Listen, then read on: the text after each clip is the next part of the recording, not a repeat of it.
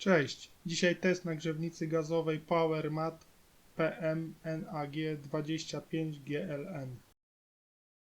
Podstawowe dane techniczne nagrzewnicy: moc 25 kW, moc wentylatora 30 W, zasilanie 230 V, przepływ powietrza 520 m3 na godzinę, ciśnienie robocze gazu 0,7 bar, maksymalne zużycie gazu 1,09 kg na godzinę, stopień ochrony regulatora IP44, długość węża do butli gazowej 150 cm, długość przewodu zasilającego 140 cm, wymiary urządzenia w milimetrach 455 na 220 na 340, waga nagrzewnicy 5,2 kg.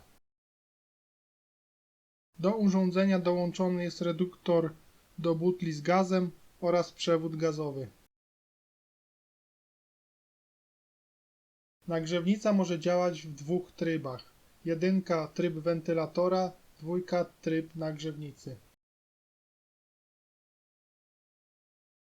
Prawy wyświetlacz wyświetla aktualną temperaturę w pomieszczeniu, lewy wyświetla zadaną temperaturę. Temperaturę można płynnie regulować za pomocą pokrętła. Poniżej prawego wyświetlacza znajduje się przycisk Reset. Nagrzewnica wyposażona jest w termostat, który umożliwia utrzymanie stałej temperatury w pomieszczeniu. Po osiągnięciu ustawionej temperatury następuje automatyczne wyłączenie nagrzewnicy. Gdy temperatura spadnie poniżej ustawionej, następuje ponowny automatyczny rozruch nagrzewnicy. Do podłączenia butli z gazem potrzebne będą dwa klucze: 17 do podłączenia przewodu gazowego do urządzenia i do reduktora, 27 do podłączenia reduktora do butli. W przypadku urządzeń gazowych trzeba pamiętać o dwóch rzeczach. Pierwsza to, że wszystkie gwinty w tych urządzeniach są to gwinty lewe. Druga ważniejsza sprawa, sprawdzenie szczelności połączeń. Sprawdzenie szczelności można wykonać za pomocą specjalnego środka albo za pomocą wody z mydłem. Uwaga przy dokręcaniu przewodu gazowego do urządzenia. Kruciec w urządzeniu jest trzymany za pomocą plastikowej obejmy. Przy mocniejszym dokręceniu przewodu ta obejma na pewno pęknie. W moim przypadku nie pękła, ale już coś tam strzeliło, także myślę, że jakbym odkręcił przewód i chciał go jeszcze raz przykręcić, to na pewno ta obejma by pękła. Czas na testy grzania. Mój warsztat nie jest ocieplony, mam tylko ocieplenie od strony dachu oraz mam ocieplone drzwi styropianem grubości 30 mm. Objętość powietrza w moim warsztacie to jest około 78 m3. Termometr wskazuje, że w warsztacie jest 6 stopni, urządzenie wskazuje, że jest 4 stopnie, także mamy tutaj niewielką rozbieżność. Pierwszy test ustawiam na urządzeniu temperaturę 10 stopni i zobaczymy, w jakim czasie urządzenie nagrzeje powietrze do temperatury 10 stopni.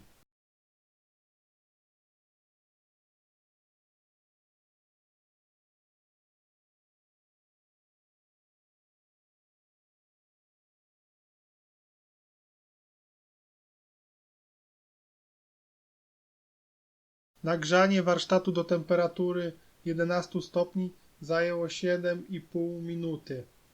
Termometr w warsztacie wskazuje, że jest 13 stopni. Grzejemy dalej, teraz do 15 stopni.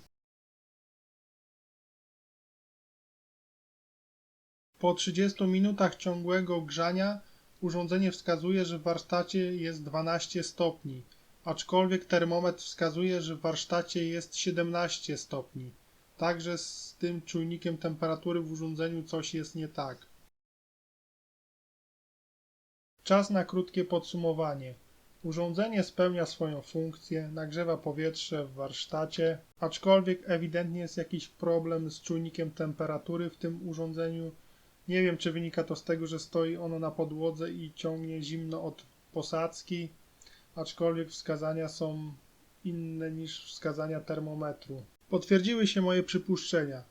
Gdy nagrzewnica stała na podłodze, czujnik rzeczywiście gdzieś tam łapał to zimne powietrze od posadzki. Przeprowadziłem jeszcze jeden test, postawiłem nagrzewnicę na stole. Tutaj jest już o wiele lepiej, aczkolwiek jeszcze występują różnice. Są to różnice około 2 stopni Celsjusza. Dla mnie nie stanowi to dużego problemu.